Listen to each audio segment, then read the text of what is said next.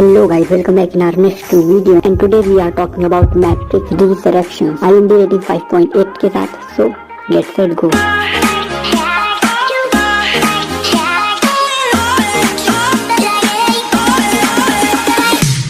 Story start होती है computer screen पर चल रहे मैट्रिक्स से, जहाँ दो लोग बात कर रहे होते हैं एक मॉडल के बारे में जिसमें एक का नाम बर्ड्स है और दूसरे का नाम सेक है। बर्ड्स सेक से कहती है कि ये मॉडल काफी जाना पहचाना लग रहा है और सेक बर्ड्स को आगाह करता है कि ये कोई चाल हो सकती है और उसे मैट्रिक्स के अंदर जाने से मना करता है, लेकिन बर्ड्स उसकी बात नहीं मानती। और अगले सीन में हम कुछ पुलिस गार्ड्स को देखते हैं जो कि धीरे धीरे आगे बढ़ रहे होते हैं और एक लेडी जो कि ब्लैक ड्रेस में बैठी रहती है उसे फ्रीज होने को कहते हैं। थोड़ी देर में वहाँ पर एजेंट्स भी आ जाते हैं और पुलिस उनसे कहती है कि हम एक बच्ची को संभाल सकते हैं और तुम्हें आने की जरूरत नहीं थी। तब एजेंट्स पुलिस को कहती है कि अब तक तुम्हारे आदमी मर चुके होंगे और इधर लेडी जिसका नाम है ट्रिनिटी वो हैंड्स अप करके सामने मुड़ती है और उसी जगह पर बर्ड्स भी पहुंच जाती है और उसे ये सब काफी जाना पहचाना लगता है क्योंकि ये सब उसने पहले भी देख रखा है और उससे आगे क्या होने वाला है वो भी पता है, लेकिन वो ये नहीं समझ पा रही थी कि ये सब क्यों हो रहा है। तभी ट्रिनिटी उन गार्ड्स को मारना शुरू करती है और बर्ड्स जानना चाहती है कि मैट्रिक्स में पुराने कोड्स क्यों रन हो रहे हैं, मतलब वो चीज जो हो चुकी है वो फिर से क्यों हो रही है। इसीलिए वो ट्रिनिटी का पीछा करती है, लेकिन भागते भागते एजेंट ट्रिनिटी को पकड़ लेते हैं और बर्ड्स को भी, और बर्ड्स अपनी जान बचाने के लिए वहाँ से भागती है और एक एजेंट जिसका नाम है एजेंट स्मिथ वो बर्ड्स को बाकी एजेंट से बचाने के लिए कमरे में खींच लेता है। एजेंट्स बर्ड्स को मारना नहीं चाहता बाकी एजेंट्स की तरह, और तभी बर्ड्स ये नोटिस करती है कि जिस जगह पर वो है वो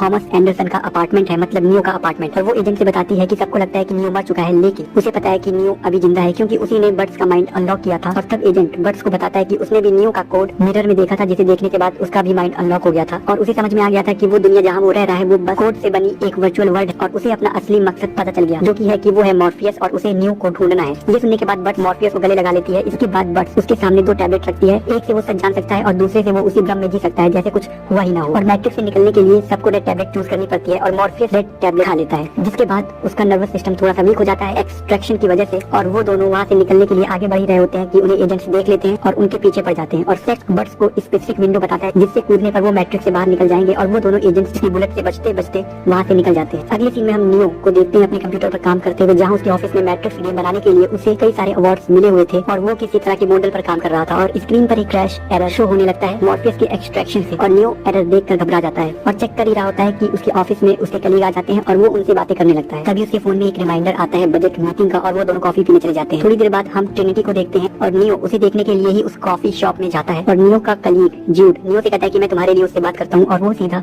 ट्रिनिटी के पास पहुंच जाता है नियो के मना करने के बाद भी और उससे बातें करने लगता है। और जब नियो उसे रोकने जाता है तब ज्यूड नियो का भी इंट्रोडक्शन उससे करवा देता है और ट्रिनिटी बताती है कि उसका नाम ट्रिफनी है। नियो के बारे में बताता है कि वो एक गेम डिजाइनर है और मैट्रिक्स गेम उसी ने डिजाइन किया है। और वो दोनों बातें कर ही रहे होते हैं कि वहाँ पर ट्रिफनी का हस्बैंड आ जाता है और ट्रिफनी अपने हस्बैंड का इंट्रो नियो से करवा कर वहाँ से चली जाती है, लेकिन ट्रिफनी को ऐसा लगता है कि वो नियो को पहले से ही जानती है। और इसके बाद नियो अपने ऑफिस पहुंच जाता है और उसे वो क्रैश एरर अभी भी समझ नहीं आता। तभी नियो को उसका बॉस ऑफिस में बुलाता है और नियो को अपने बॉस में मैट्रिक्स गेम के विलन की परछाई दिखती है हमेशा से। और उसका बॉस नियो को बताता है कि वार्नर ब्रदर्स मैट्रिक्स पर एक फिल्म बनाना चाहते हैं और हम उन्हें मना भी नहीं कर सकते। और इसके बाद नियो अपने काउंसलर के पास पहुंचता है अपने सेशन के लिए, क्योंकि उसे लगता है कि ये सब जो उसे दिखाई दे रहा है मैट्रिक्स और उसके कैरेक्टर्स ये सब सिर्फ उसके माइंड में है, सच्चाई नहीं है। नियो बताता है कि मैट्रिक्स और उसके कैरेक्टर्स उसके दिमाग में फिर से आने शुरू हो गए हैं और काउंसलर नियो को कहता है कि तुम एक सुसाइड सेवर हो और तुम्हारे पास फिक्शन क्रिएट करने का टैलेंट है, जो कि सभी आर्टिस्ट अपने काम में डूब जाने के बाद असली दुनिया और उनकी बनाई दुनिया में फर्क करना भूल जाते हैं और सब कुछ ठीक हो जाएगा। ये कहकर नियो को उसका काउंसलर कुछ दवाइयां प्रिस्क्राइब करता है और वो वही टैबलेट्स हैं जो कि भ्रम को बनाए रखने में काम आती हैं, W1। और जब नियो वो टैबलेट खा रहा होता है तो बगल में लगे मिरर में उसका अपीयरेंस एक अलग बुढ़े इंसान का होता है और टैबलेट खाने के बाद उसका अपीयरेंस नॉर्मल हो जाता है। और अगले हफ्ते नियो और ट्रिफनी फिर से मिलते हैं कॉफी पर, जहाँ ट्रिफनी नियो के गेम की तारीफ करती है और उसे पूछती है कि क्या तुमने गेम के मेन कैरेक्टर को खुद का लुक दिया है, और नियो कहता है हाँ। और ट्रिफनी नियो से फिर से सवाल पूछती है कि गेम में एक लड़की है जिसका नाम है ट्रिनिटी, जिसे बाइक काफी पसंद है और कोइंसिडेंटली मुझे भी बाइक काफी पसंद है, इवन मैं और मेरा दोस्त बाइक बनाते भी हैं। और ऐसे ही एक बार मैंने अपने फ्रेंड्स से कहा कि गेम में जो लड़की है उसकी और मेरी शक्ल काफी मिलती है, तब वो जोर जोर से हंसने लगा। और ये सब बात करते वक्त नियो को उसके गेम के सीन भी याद आ रहे होते हैं और तभी ट्रिफनी को एक इंपॉर्टेंट कॉल आता है और वो वहाँ से चली जाती है। और इसके बाद नियो फिर से अपने ऑफिस में आ जाता है और अपने काम में लग जाता है। थोड़ी देर बाद ऑफिस का अलार्म बजने लगता है और सभी लोग वहाँ से बाहर निकल जाते हैं। और बाहर जाते वक्त नियो को एक मैसेज आता है कि अगर तुम सच जानना चाहते हो तो हॉल के एंड में आ जाओ। और नियो वहाँ पहुँच जाता है और मॉर्फियस को देखकर हैरान हो जाता है और कहता है कि तुम्हें तो मैंने कोड करके बनाया था, तुम रियल नहीं हो सकते। और मॉर्फियस नियो को रेड टैबलेट देते हुए कहता है कि इसे लो और खुद जान जाओ। और नियो रेड टैबलेट देखकर उसे लेने से मना कर देता है और मॉर्फियस कहता है कि ये तुम्हारा ही आइडिया था मुझे अनलॉक करने का ताकि मैं तुम्हें ढूंढ सकूं। और नियो कहता है कि वो बस एक मॉडल था, एक टेस्ट था।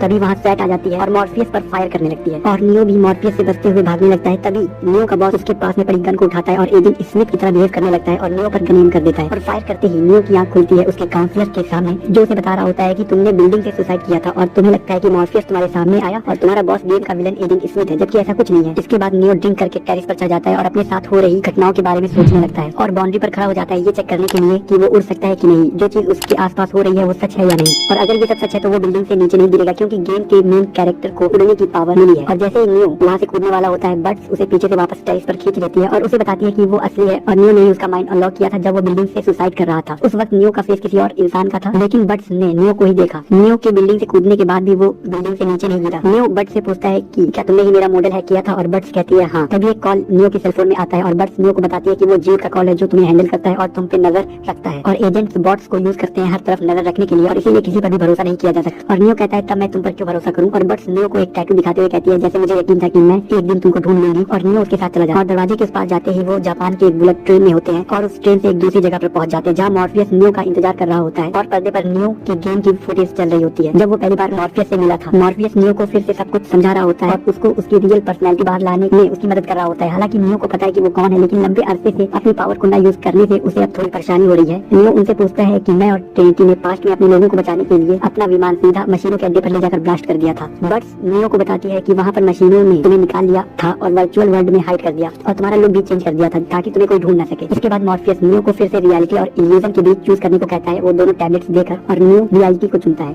डेड टैबलेट लेते ही उसे रियलिटी दिखाई देने लगती है, जैसे मिरर के पार की दुनिया, जहाँ उसका काउंसलर उसे दिखाई देता है। वो नियो को कहता है कि ये सब तुम्हारे दिमाग में हो रहा है और नियो को मिरर से अपनी तरफ खींचने लगता है और तभी वहाँ पर पुलिस गार्ड्स आ जाती हैं और बट्स नियो को अपनी तरफ खींचकर वहाँ से बुलेट ट्रेन में निकलती है और वहाँ उन लोगों में फाइट शुरू हो जाती है। जैसे तैसे करके वो वहाँ से बाहर निकलते हैं और नियो सीधा अपनी रियल बॉडी में पहुंच जाता है, जहाँ उसकी बॉडी में ढेर सारे वायर्स अटैच रहते हैं और वो एक सेल में है और उसके सामने की सेल में उसे ट्रिनिटी भी दिखाई देती है। तभी वहाँ दो मशीनें आती हैं और उसे वहाँ से बाहर निकालकर दूसरी मशीनों से बचाते हुए विमान पर ले जाती हैं, जहाँ पर बट्स और उसका क्रू मौजूद रहते हैं और नियो को तैयार करते हैं एक बार फिर से मॉर्फियस के साथ ट्रेनिंग करने के लिए, जहाँ मॉर्फियस नियो को अपने आप को साबित करने को कहता है फाइट करके, और नियो कहता है कि मैंने फाइट छोड़ दी है, लेकिन मॉर्फियस नियो के साथ फाइट स्टार्ट कर देता है और नियो को भी मजबूरन लड़ना पड़ता है। कुछ देर की लड़ाई के बाद नियो अपनी पावर दिखाई देता है जब मॉर्फियस उसे काफी ज्यादा पीटना शुरू कर देता है। इसके बाद नियो विमान पर वापस आ जाता है और बट्स नियो को अपनी क्रू से मिलवाती है, जिसमें कंप्यूटर ऑपरेटर सेक, लूसी, लेक्सी ये सब शामिल है। तभी नियो उन मशीनों के बारे में पूछता है जो उसे वहाँ लेकर आई थी और बट्स मशीनों को नियो से मिलवाती है, जिसमें सबसे पहले सीबेबे, ऑप्टिकल्स और लुमिनेट है। और बट्स बताती है कि ये अब हमारे साथ ही काम करती हैं। ये देखकर नियो चौंक जाता है और पूछता है कि क्या मशीनें हमारी तरफ हैं, और बट्स कहती है कि ये सिंथियंट्स हैं, तुमने जो किया हमें बचाने के लिए उसके बाद बदली हुई चीजों में से ये एक है। तभी वहाँ मॉर्फियस आता है और उसके आने के तरीके को देखकर नियो सवाल करता है ये क्या है। तब उसे पता चलता है कि ये एक एक्सोमॉर्फिक पार्टिकल कोडेक्स है जो कि मैट्रिक्स के अंदर होने पर भी रियल वर्ल्ड में आने का एक्सेस देता है, बट कुछ लिमिट्स के साथ, क्योंकि मॉर्फियस मैट्रिक्स के बाहर नहीं आ सकता क्योंकि वो कोड से ही बना है और रियल वर्ल्ड में उसकी कोई बॉडी एग्जिस्ट नहीं करती। नियो मॉर्फियस से मिलने के बाद बेबी से पूछता है कि जब तुमने मुझे अनप्लग किया था सेल से तो वहाँ पर एक और बॉडी थी, और बट्स कहती है कि वो ट्रिनिटी हो सकती है क्योंकि हमने डेटा एनालाइज किया है और नियो को पूरा यकीन है कि वो ट्रिनिटी ही है। लेकिन बट्स नियो को बताती है कि हमारे पास एक ही मौका था जो हमने तुम्हें ढूंढने में लगा दिया, और अगर वो ट्रिनिटी है तो हमें नहीं पता कि उसे वहाँ से बाहर कैसे लाया जाए। और बातें करते करते वो सब बेस पहुंचते हैं जहाँ उन सबकी लीडर नियो को देखकर हैरान हो जाती है और बट्स को प्रोटोकॉल तोड़ने के लिए सस्पेंड कर देती है क्योंकि बट्स को नियो को ढूंढने की परमिशन नहीं थी। इसके बाद नियो भी नियो से बात करती है जहाँ नियो को बताती है कि कैसे नियो की वजह से मशीनें जो कि उन्हें मारने वाली थी उन्हें छोड़कर चली जाती हैं और अब वो सब शांति की जिंदगी जीते हैं। नियो भी नियो को अपने बेस का टूर कराती है जहाँ वो लोग फ्रूट्स उगा रहे होते हैं। नियो को ट्रिनिटी की बॉडी के बारे में बताता है, लेकिन नियो भी उसे सबकी जान खतरे में डालने से मना कर देती है और नियो को उसके कमरे में जाने को कहती है। कमरे में जाते ही वहाँ मॉर्फियस आ जाता है क्योंकि बट्स और बाकी सब नियो की हेल्प करने के लिए तैयार हैं ट्रिनिटी को वापस लाने के लिए, और वो सब विमान लेकर वहाँ से निकलते हैं और नियो भी को इसके बारे में पता चल जाता है। नियो और बाकी सब मैट्रिक्स के अंदर घुसते हैं ट्रिनिटी को ढूंढने के लिए, लेकिन वहाँ पर स्मिथ पहले से ही मौजूद मिलता है जिसका कोड बाकी एजेंट से अलग है, और स्मिथ नियो से कहता है कि तुम मैट्रिक्स से दूर रहो और मुझे एक डॉक्टर चाहिए कि मुझे भयानक सपने आते हैं। नियो कहता है कि तुम्हें यहाँ भी डॉक्टर मिल जाएगा, और स्मिथ कहता है कि उन्हें पता चल जाएगा जैसे उन्हें ये पता है कि तुम यहाँ पर हो, और स्मिथ ये बात किसी को बताना नहीं चाहता क्योंकि अगर एजेंट्स को ये बात पता चल गई तो वो उसे मिटा देंगे। तभी वहाँ पर बॉट्स आ जाते हैं जिन्हें एजेंट्स नहीं भेजा था और वहाँ उन सब की लड़ाई शुरू हो जाती है और स्मिथ भी नियो से लड़ने लगता है। पहले तो एजेंट नियो को अच्छे से धोता है, लेकिन नियो भी अपनी पावर से स्मिथ को फाइट से बाहर ही कर देता है। ये सब खत्म होने के बाद वो सब ट्रिनिटी के गैराज में पहुंचते हैं जहाँ ट्रिनिटी बाइक बना रही होती है। नियो टिफनी से बात कर रहा होता है और टिफनी नियो को बताती है कि लास्ट नाइट उसने एक सपना देखा जिसमें नियो हर तरफ पुलिस गार्ड से घिरा हुआ था और सपने की एंडिंग अच्छी नहीं थी। तभी वहाँ पर सब रुक जाता है क्योंकि नियो का काउंसलर वहाँ पर आ जाता है जिसने नियो और ट्रिनिटी को रिकोड करके मैट्रिक्स में फंसाया था। उसने टाइम स्लोली रिवाइंड कर दिया जो कि एक आई ब्लिंक से भी ज्यादा स्लो है। काउंसलर नियो को बताता है कि जब नियो और ट्रिनिटी मरे तब वो वही था और उसी ने उन दोनों की बॉडी दोबारा बनाई, जिसमें बहुत सारा टाइम और पैसा लगा, लेकिन सिर्फ नियो के अकेले का कोई खास वजूद नहीं था। ट्रिनिटी का साथ में होना नियो की असली पावर है, इसलिए नियो की बॉडी सेल के बगल ट्रिनिटी की बॉडी सेल थी, और जब नियो अपने वर्ल्ड और रियल वर्ल्ड में कंफ्यूज हो जाता था तब उसके माइंड से काफी ज्यादा एनर्जी निकलती थी जो एनर्जी काउंसलर अपने फायदे के लिए इस्तेमाल करता था, और ट्रिनिटी के पास में होने की वजह वजह से वो एनर्जी और ज्यादा बढ़ जाती थी और इसीलिए ट्रिनिटी की बॉडी उसके पास के सेल में ही रखी गई थी। इसके बाद काउंसलर नियो को धमकी देता है कि अगर वो वापस मैट्रिक्स में नहीं आया तो वो ट्रिनिटी को मार देगा और ये कहकर वो वहाँ से चला जाता है। लेकिन कई सारे बॉट्स वहाँ पर आने लगते हैं जिसकी वजह से उन्हें वहाँ से वापस जाना पड़ता है और नियो ट्रिनिटी को ये कहकर वहाँ से निकलता है कि वो वापस जरूर आएगा। और विमान में पहुंचने पर उन्हें पता चलता है कि नियो भी ने उन्हें ढूंढ लिया है और अब उनके पास दो रास्ते हैं, या तो वो वहीं रहें और मारे जाएं और या तो वो वापस आकर कोर्ट मार्शल का सामना करें। और वो सब वापस बेस पर पहुंचते हैं जहाँ नियो भी उन सब पर मैट्रिक्स में जाने के लिए नाराज होती है और नियो पर भी वो अपना गुस्सा जाहिर करती है। लेकिन बस जनरल को कहती है कि जो हमने किया वो सही किया, क्योंकि आपके लिए फल उगाना ज्यादा इंपॉर्टेंट है लोगों को मैट्रिक्स से बाहर निकालने से। और तभी वहाँ पर एक मशीन आती है जिसका नाम है कुजाकू और जनरल सबको हथियार न उठाने को कहती है क्योंकि वो एक दोस्त है। कुजाकू जनरल से नियो के बारे में अपनी लैंग्वेज में कुछ कहती है और जनरल नियो को लेकर एक जगह पर पहुंचती है जहाँ पर सैटी उनका वेलकम करती है वहाँ पर आने के लिए। और नियो सैटी को देखकर पहचान जाता है क्योंकि वो मैट्रिक्स में उसके ऑफिस में ही काम करती थी उस पर नजर रखने के लिए और उसके फादर ही थे जिसने मैट्रिक्स एक्सट्रैक्शन डिजाइन किया था जिसमें ट्रिनिटी और नियो बंद थे। सैटी नियो को काफी पहले से जानती है क्योंकि वो जब बच्ची थी तभी नियो से मिली थी। जनरल सैटी को नियो और ट्रिनिटी के बारे में न बताने के लिए नाराजगी जाहिर करती है, लेकिन सैटी कहती है कि अगर मैं तुम्हें उस वक्त ये बता देती तो तुम इन दोनों को वहाँ से बाहर निकालने में लग जाते, ना कि अपने शहर और लोगों के डेवलपमेंट में अपना वक्त बिताते। और इसके बाद सैटी जनरल से इन सब के बारे में माफी मांगती है और नियो को बताती है कि उसके मैट्रिक्स छोड़ने की वजह से मैट्रिक्स अनस्टेबल हो गया और पुराना वर्जन रीसेट हो सकता है जिसमें ट्रिनिटी भी नहीं होगी। बट एनालिसिस्ट ने, जो कि नियो का काउंसलर है, मैट्रिक्स के लीडर्स को ये कहा है कि नियो वापस आ जाएगा क्योंकि ट्रिनिटी यहाँ पर है। जनरल पूछती है कि ऐसा क्यों, और तब उसे पता चलता है कि नियो के न जाने पर वो ट्रिनिटी को मार देगा। सैटी ये भी बताती है कि अब हमारे पास एक मौका है ट्रिनिटी को वापस लाने का। और इसके बाद नियो भी बक्स और टीम को लेकर सैटी के पास पहुंचती है जहाँ सैटी अपना प्लान सबको बताती है और नियो सैटी से सवाल करता है कि ये सब करते वक्त एनालिसिस्ट ये सब जान रहा होगा और फिर भी ये हमें रोकेगा नहीं। और सैटी कहती है कि जब तक उसे पता चलेगा हम अपना काम कर चुके होंगे। और बक्स भी अपना सवाल सैटी से पूछती है कि वो ये सब क्यों कर रही है और सबको पता चलता है कि जब उसके फादर को पता चला कि उनका डिजाइन मिसयूज होने वाला है तब उन्होंने अपना डिजाइन सैटी को ट्रांसफर कर दिया और एनालिसिस्ट ने धोखा देने के लिए उसके पेरेंट्स को मार दिया और वो इस दिन का काफी दिन से इंतजार कर रही थी। और इसके बाद वो सब अपने मिशन के लिए निकलते हैं जिसमें सबसे पहले मॉर्फियस सेंटिनेल्स से बचते हुए मशीनों के बेस से होते हुए वहाँ पर पहुंचता है जहाँ पर ट्रिनिटी की बॉडी रखी हुई है और सिस्टम ऑपरेटर से वहाँ अंदर आने का रास्ता खोल देता है और बस भी अंदर आ जाती है क्योंकि ट्रिनिटी की बॉडी अनप्लग करने के बाद भी उसका माइंड मैट्रिक्स में ही रहेगा और इसीलिए उन्हें एक दूसरा माइंड चाहिए होगा माइंड ट्रांसफर के लिए, जो कि बक्स करेगी। लेकिन ये सब करने के बाद भी